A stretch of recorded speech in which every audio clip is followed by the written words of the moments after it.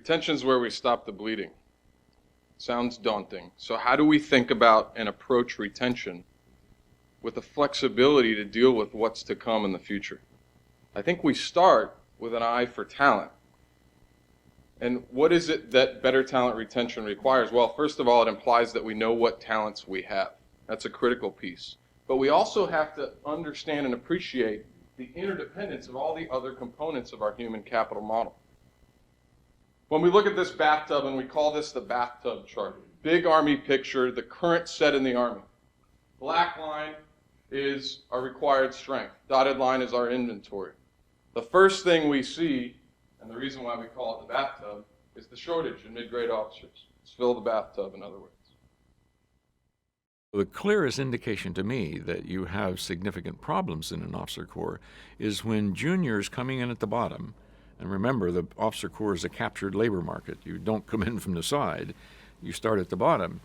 When the juniors, A, don't come in, or when they come in and only stay a short time and leave. You know, I think the thesis here is that talented officers are leaving the Army at an unacceptably high rate. And my gut is that we can do a better job. I pulled all my junior officers, ex-junior officers aside last week and sort of had a deep think session with them on why did you get out. And the one thing that really struck me was how much it was about recognition, and recognition for the things that they perceived to be their strengths that others didn't perceive. And also, equally, the danger of the bad apple. You know, there's nothing worse than when they see a peer they consider to be inadequate getting promoted along with them, not to mention ahead of them. This whole talent matching, we do that in business. We do that in my companies. And it's not difficult, but we never get to the point of treating people like interchangeable parts. To retain quality, talented people, the Army's going to have to make sure that we can accommodate all the aspirations of the talent. We got to be able to answer their questions. Do I like my boss? Do I like my job? Am I making a difference? And if the answer is yes, then we probably just created a positive environment for retaining talent. General Shinseki used to say, every day we do two things. We train soldiers and we grow leaders. And our junior leaders need to focus on that, and that's a value. That's a compensation in my mind. And we also don't talk about the importance of the leader, the battalion commander. In many of our cases is the reason why many of us who thought we were getting out, as I did, are still around today. To talk about an officer strategy has to be predicated on an overall strategy for the Army. And it has to be exciting. I know I work a lot with CEOs, and not one of them has ever retained a top talent by saying, my strategy is to maintain the status quo and I'd like you to be part of it.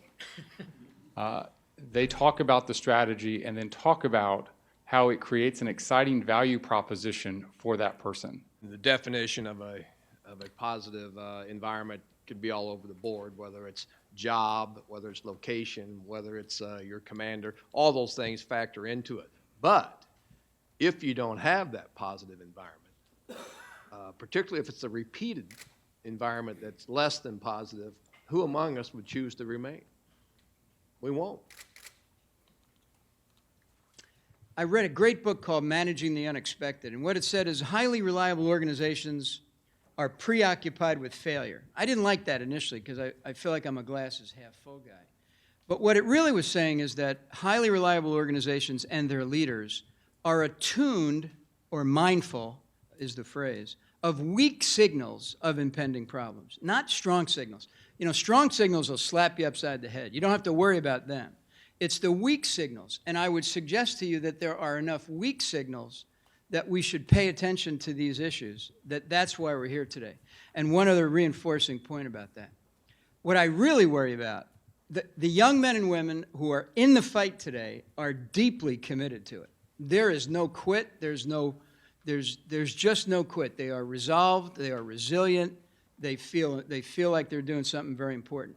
When the Army doesn't continue, when the pace is reduced, when we become an Army that is back to being an Army more or less at rest, whenever that happens, whether it's 2 years from now or 10, we better be ready for that group of young leaders, and we better be ready to inspire them, to collaborate with them, to build trust with them in a way that we haven't had to because the fight has been the raison d'etre.